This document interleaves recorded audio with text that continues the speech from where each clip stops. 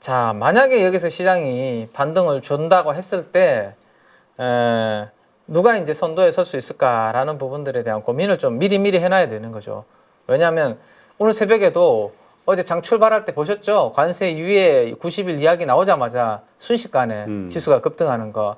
그러니까 지금 시장 하락의 가장 큰 원인이 관세고, 관세와 관련된 부분들이 조금만 좋아질 수 있다는 기대감만 생겨도 어제 순식간에 지수가 막 4%씩 급등하는 걸 우리가 경험을 했습니다. 그죠? 그러면 뭐 그 이야기가 언제 나올지는 모르죠. 트럼프의 자존심이 있지 지금 당장 철회할 수 있겠습니까 지금?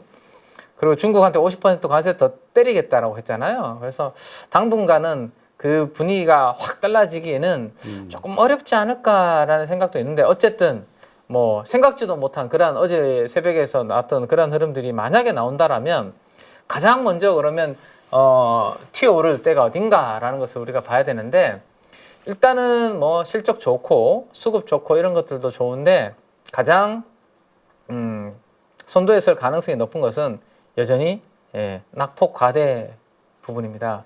시장에서 이제 낙폭 과대라는 부분보다 더 좋은 이제 이벤트는 없는데요.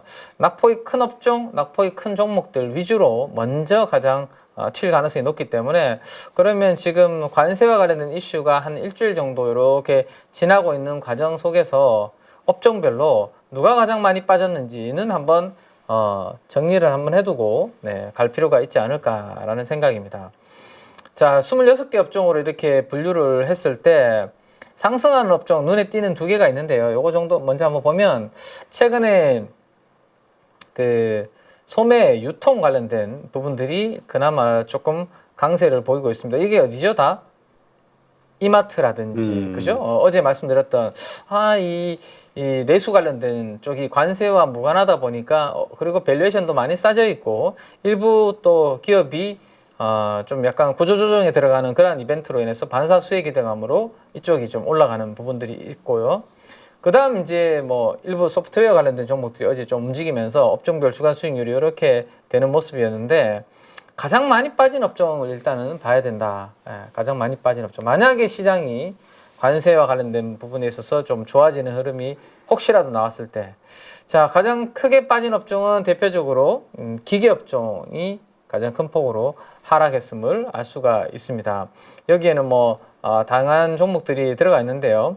뭐 예를 들어서 뭐 두산 에너빌리티라든지 그런 종목들도 기계 업종에 해당이 되고, 굴삭기 관련된 종목들이 있죠. 그들도 기계 업종으로 들어가고, 다양한 이제 업종들이 여기에 들어간다 보시면 되고, 그 다음으로는 비철 목재인데 요거 패스하고, 노란색으로 제가 표시해 놓은 거는 때마침 반도체 업종이 이 최근 일주일 동안 가장 많이 빠진 업종 중에 하나다라는 것을 생각을 좀 해두실 필요가 있다라는 거죠. 근데 오늘처럼 이렇게 뭔가 긍정적인 좀 그나마 모멘텀이 만들어졌을 때, 그러면 여기에서 에너지 시장이 이대로 막 시장이 죽지 않는다라면 적어도 여기 업종 내에서 뭔가 좀 종목이 튀는 기업들이 나와줘야 됩니다.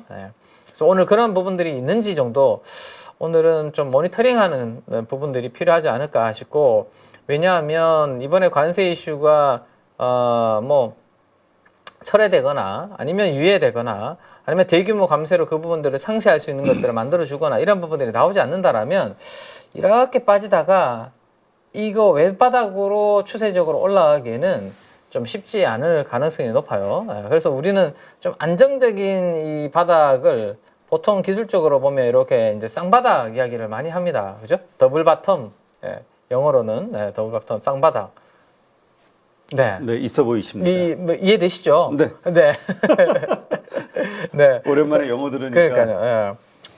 더블 바텀입니다. 쌍바닥이라고 이제 보통 이야기하는데, 그러면 이제 이 흐름 정도 나올 가능성도 염두를 해야 된다. 그래서 이번에 많이 빠졌다가 가장 먼저 튀는 쪽이 어느 쪽인지를 일단은 한번 체크해두고, 그죠? 체크해두고 내가 메모도 좀 해놓고, 혹시라도 이러한 쌍바닥 흐름이 됐을 때 요때 안정적으로 한번 해보는, 뭐 트레이딩 해보거나 현금 여유가 있으면 그렇게 하시는 거고, 내가 트레이딩 할 여유가 없고 이미 이제 주식으로 다 가지고 계신 분들 입장에서는 이번에 외바닥 말고 쌍바닥이 좀 돼야 내가 가지고 있는 종목들이 손실률이 내 계좌가 조금 복구가 되어 있구나. 뭐 그렇게 좀 유연하게 생각을 해두시면 되겠죠. 그래서 그 선두에서 후보군 중에 후보 섹터 중에 하나가 반도체가 일단은 될 가능성이 있지 않을까라는 것을 한번 일단 염두를 좀 해두시고, 물론 여기도 당연히 관세 이슈 때문에 그렇게 많이 빠졌던 부분들입니다. 그죠? 그래서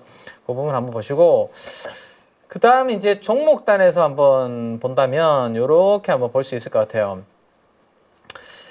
사실 반도체 섹터에 들어가 있는 종목들은 엄청나게 많은데요. 그냥 대표적으로 우리가 HBM 관련된 종목들, 그 다음에 일부 반도체 소부장 대표적인 종목들만 제가 추려서 여기 한 18개 종목 될 거예요. 숫자를 일부러 제가 공교롭게 뭐 이렇게 하지는 않았는데, 요 파워포인트 안에 예쁘게 들어가기 위해서 하다 보니 18개 종목이 딱 들어가더라고요. 그래서 그렇다. 18?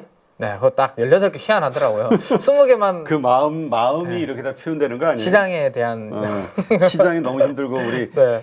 투자자들을 너무 힘들게 하니까 속에서 저절로 욕이 나오는 그래서 거예요. 하다 보니 종목도 18개 종목이 이렇게 됐는데, 한번 보시면 이 표는 뭐냐 하면요, 연중의 최고가 대비해서 하락률입니다. 연중 최고가. 그러니까 연중 최고 종가가 아니라 최고가입니다. 그러면 예를 들어서 주가가 이렇게 올라가다가 이렇게 돼서 이렇게 된 날이 있다.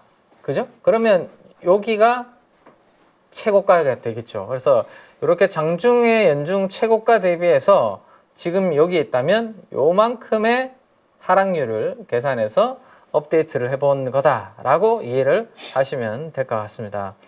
한미반도체가 절반이 빠졌네요. 그게 지금 저거, 해보니까. 저 정말 작년에 좋다고 사신 분들 저 어떡할까? 저 고점에서 계속 또 확신을 가지고 들고 있으신 분들 많을 거거든요. 아직은 있을 수 있죠. 근데 이게 10조 가량 갔을 거예요, 그죠? 네, 10조 이상 갔을 겁니다. 그러니까 아마 지금 52% 하락률인데도 5조 8천억 정도가 유지가 되는 거 보면 아마 10조 이상 갔다가 지금 내려오는 것 같은데, 자, 이거는 항상 이제 기억은 해두셔야 될 것 같아요. 독점을 하다가, 그죠? 독점을 하다가 경쟁자가 들어왔을 때, 이원화가 됐을 때, 그로 인해서의 시장에서 평가는 상당히 좀 팍팍할 수 있다라는 부분은 염두는 좀 해두셔야 될 것 같아요. 그래서 원래 한미반도체도 혼자 TC본더 쪽을 하는 쪽이었잖아요. 그러다가 누구죠? 하나비전이라는 회사가 이제 일부 파일을 가져갈 수 있다라는 그런 이제 생각들을 하게 되면서 그러면 독점이 깨지는데 거기에서 이제 프리미엄이 좀 축소되는 흐름들이 만들어졌고, 낙폭이 꽤 과하게 만들어진 상황이다라고 그렇게 보시면 될 것 같습니다. 자, 그 다음에 이제 다른 종목들을 보시면 다 좀 HBM 관련된 종목들이 이렇게 들어가 있는 것을 볼 수 있습니다. PSK 홀딩스도 HBM 관련된 종목이라고 제가 말씀드렸고, 테크윙도 큐브 프로브 장비, 검사 장비 HBM 쪽이다라고 말씀드렸고, DI도 그쪽 시장으로 진출하려고 모멘텀으로 움직였던 기업입니다. 그래서 이들 기업들이 다 40%대의 하락률을 연중 최고가 대비해서, 연중 해봤자 사실은 이제 3개월 지났고 4월 초기 때문에 1분기 때 고점이 아마 요 가격대다라고 보시면 될 것 같아요. 그래서 어떤 종목들이 많이 빠졌는지 조금 눈여겨서 봐두시면 될 것 같고, 이 와중에 어제 기관 수급은 참 안 좋았습니다. 어제 기관 수급은 참 안 좋았고, 그나마 수급이 좀 들어온 쪽을 체크를 좀 해본다면, 우리 그 반도체 관련해서 두산, CCL 관련된 그런 종목들 쪽으로 외국인 수급이 좀 들어왔다라는 것을 볼 수 있을 것 같아요. 두산을 138억을 외국인들이 샀고요.